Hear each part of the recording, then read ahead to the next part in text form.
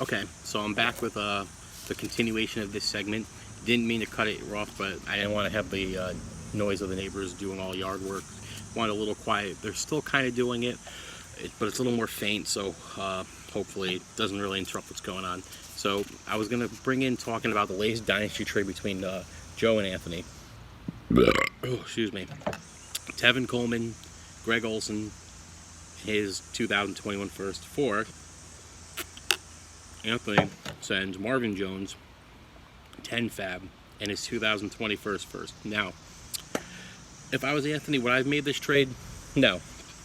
I can only speculate on this trade that Anthony felt that Marvin Jones' value equaled Tevin Coleman, and to close the gap, Greg Olson, that would have closed it. I don't think so.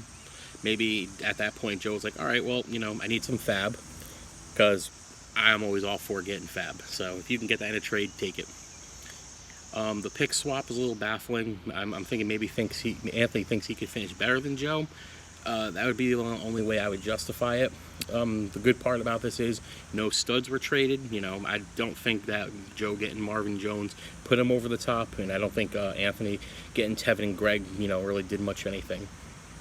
Now, the reason why I wouldn't make this trade if I was Anthony, I don't think getting Tevin Coleman and Greg Olson helped his roster. I think if him trading Marvin Jones hurt his roster a little bit more. Marvin was a starter for him. I don't see Tevin and Greg being starters for him. That's kind of like my breakdown of the trade. I don't think it was bad. I don't think it was good. I just think, I don't think anyone won on the trade.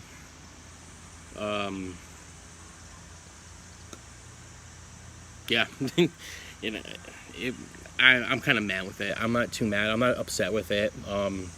It doesn't really make Joe now the number one contender. It doesn't really boost up Anthony's status. So, as far as that goes, it was a trade, and Marvin Jones is probably not going to start for Joe all season long. He, like the other two players that were traded in this trade, carry an injured tag. Marvin Jones, the last 2 seasons, hasn't really gave you a full schedule. He's only eclipsed 1,000 yards once in his career for a full season. If Anthony's happy with it and Joe are happy with it, all power to them.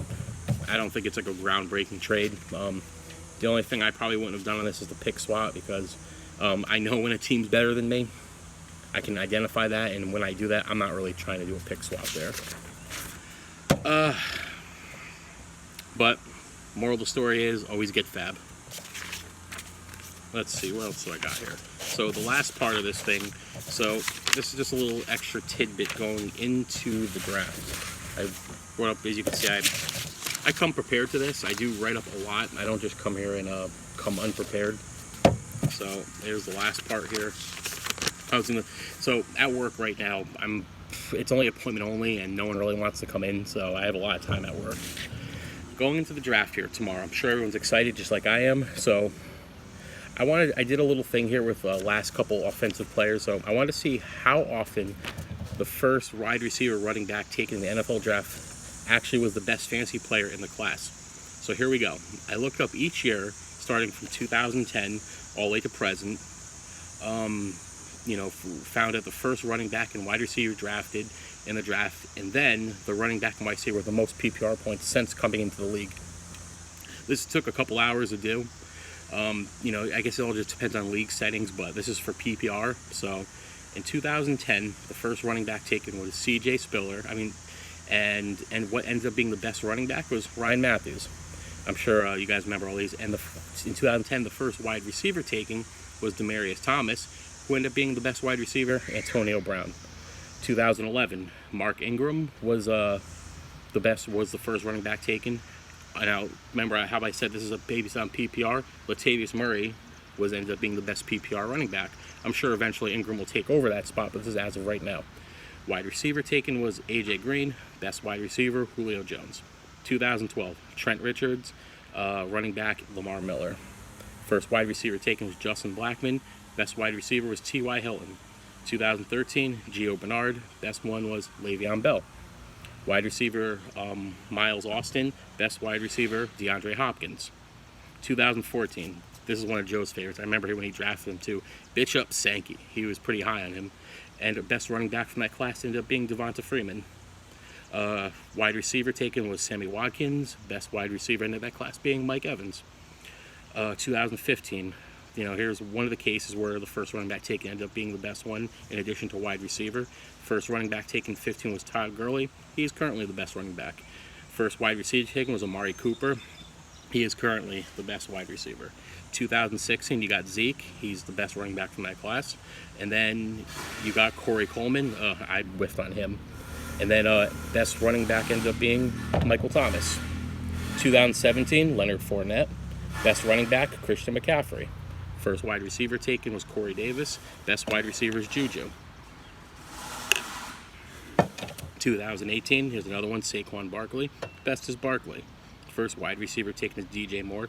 The best wide receivers as of that draft right now is Calvin Ridley. I put an asterisk by him because DJ Moore might be able to take him down the road, but as of right now, he's been the better wide receiver.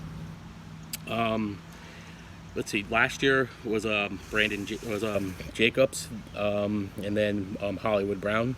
I'm saying Miles Sanders was probably the better running back as of last year, and Hollywood Brown was taken. AJ Brown was clearly the best wide receiver. This year, CEH was the first running back taken, and Ruggs. So in the past 10 drafts, the top running backs have been, the top running back taken 3 times out of 10.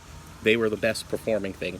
4 or 10 if you want to count Mark Ingram, but that's up to you. The top wide receiver has been the best wide receiver only once, potentially twice if more passes, Calvin Ridley. This doesn't necessarily mean that CH's chances of being the best back in the class are 30-40% or Ruggs' chances are 10-20%. It just means that an argument that the NFL took this guy because they feel like he was the best player in the draft, but not necessarily all the time is he the best player in the draft. What else I do? So when it comes down to draft capital, it definitely does matter, but it's not the end-all be-all. Usually we're saying I'll take the field over the number 1 pick. I think the only really meaningful is when a running back and a wide receiver is the first off the board and goes within the top 5, because the team thinks that this player is potentially an all-time position prospect. Percentage on that are a little bit higher. Since 2000, here are the running backs and wide receivers that have gone in the top 5. I'm going to start from earliest to latest. Jamal Lewis, Peter Warwick, LaDainian Tomlinson, Andre Johnson, Charles Johnson, Larry Fitzgerald, Cadillac Williams, Cedric Benson, Braylon Edwards, Ronnie Brown, Reggie Bush, Calvin Johnson, Darren McFadden, AJ Green, Justin Blackmon, Trent Richard, Sammy Watkins, Amari Cooper, Ezekiel Elliott, Corey Davis, Leonard Fournette, Saquon Barkley. Those are some Hall of Fame names on that thing. Some aren't, but when it comes to draft tomorrow, think about who you're actually going to take, because not always is the number 1 guy taken is the best guy in the draft. My next video that I upload, I will be explaining my draft picks and why I picked them. I'll go over, maybe if you guys want me to go over other people's draft and how I think and where I think people should have went. I'm not going to eliminate anyone else from my draft list. I'm going to keep it where it's at right now. Coming into tomorrow, I'm going to leave the options open for 3 people. Again, I kept this envelope out here. This is going to be the exact one that I open come tomorrow. I don't know when you guys are starting the draft, but I have work until about 12:30, so if it's my pick, I might pick a little bit after just to kind of just get home, situated, dress, see the baby, and then I'll make my pick. So I hope you guys enjoy the delayed video. The first one's already uploaded. I'll upload this one. Have a good day.